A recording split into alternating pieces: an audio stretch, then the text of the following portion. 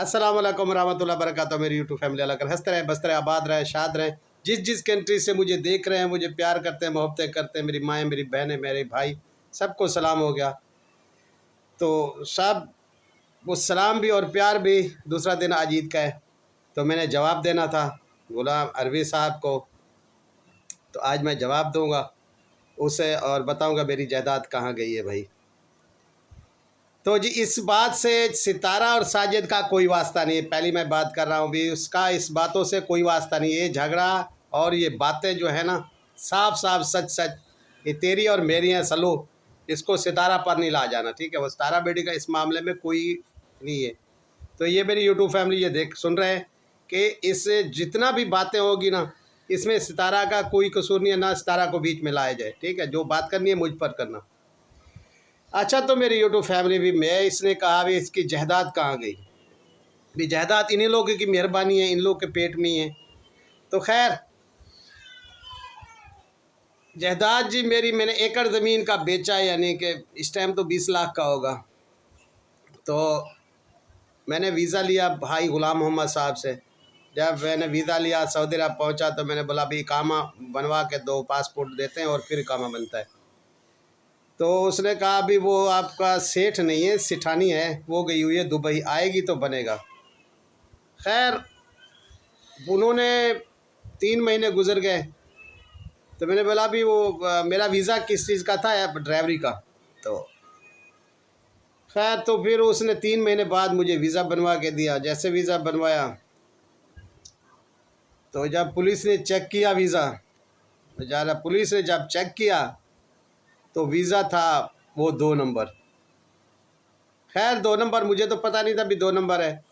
खैर पुलिस ले गई मुझे जेल, और वहाँ जाके जो है ना, हम पहुँचे जब जेल में, तो भाई को फ़ोन किया, इसने कॉल नहीं उठाई। फिर मैं करता रहा, भाई ग़ुलाम सरवर ने उठाई, भाई ग़ुलाम यासीन वहाँ था, अल्लाह ताला उसे जन्नत और फिरदौस अता करे। ये लोग आए मेरे पास, तो पूछा अभी भाई क्या हुआ। मैंने बोला ऐसे इकामा दिखाया, ये लोग पकड़ के लाए। फिर उसने भाई ग़ुलाम मोहम्मद को कॉल करते रहे, उसने कहा भी हो जाएगा, मैं देख रहा हूँ, कफ़ील उसका ढूंढ रहा हूँ, वकील ढूंढ रहा हूँ, आ जाएगा। इसने कोई हमें जवाब नहीं दिया। पहला रमज़ान शरीफ से 1 रोज़े पहले मैं पकड़ा, या तकरीबन रमज़ान शरीफ ईद के 1 दिन पहले मैं छूटा। भाई सरवर ने बहुत सारा पैसा लगाया, भाई यासीन ने बहुत पैसा लगाया, यानी कि वहाँ का तकरीबन 10-11 हज़ार रियाल लगाकर मुझे जेल से निकाला। मैं पूरा 1 महीना रमज़ान शरीफ का जेल में रहा था।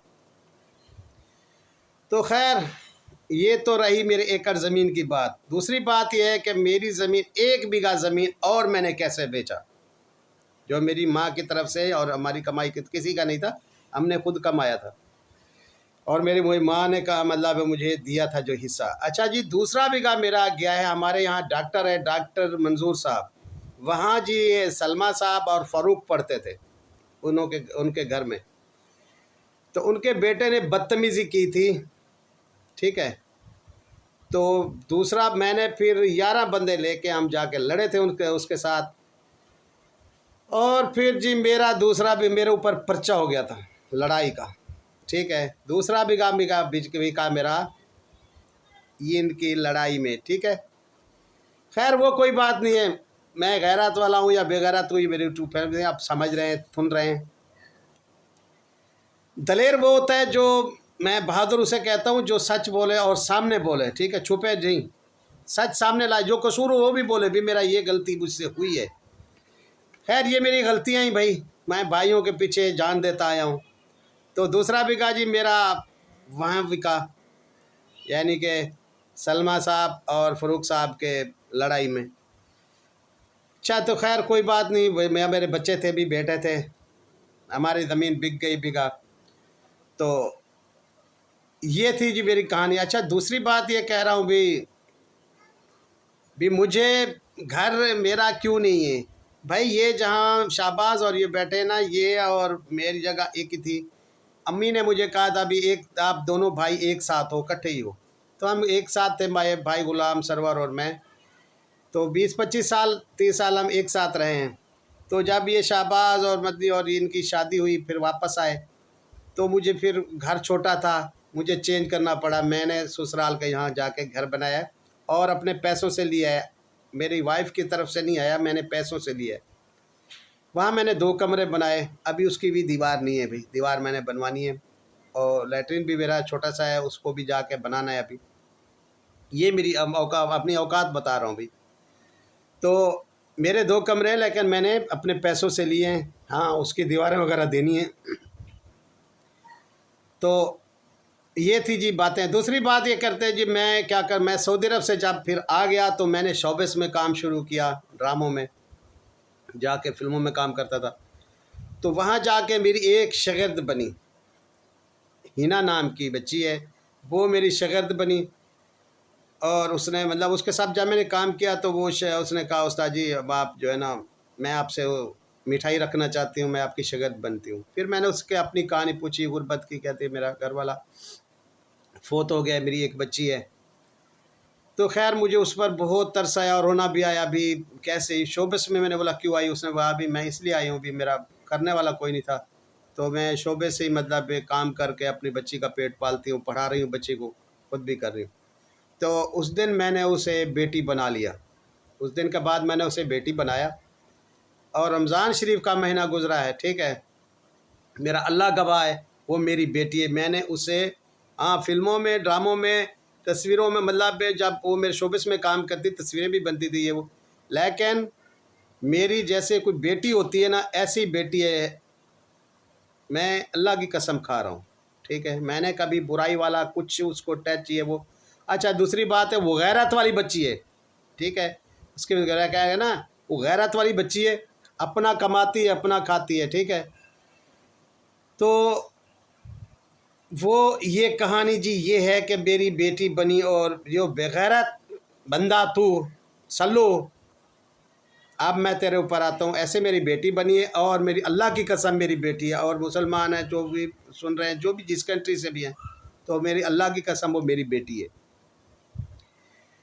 खैर मैं अभी भी जो मुझे इधर से ख़र्चा आता है ना, मतलब मेरी यूट्यूब से ख़र्चा आता है, तो मैं अभी भी उसे ईदी और ख़र्चा भेजता हूँ उसकी छोटी बच्ची के लिए, क्योंकि वो मेरी बेटी है भी। जिसको बेटी बनाए, माँ और बहन जिसको बना ले इंसान ना, वो माँ और बहन ही रहती है।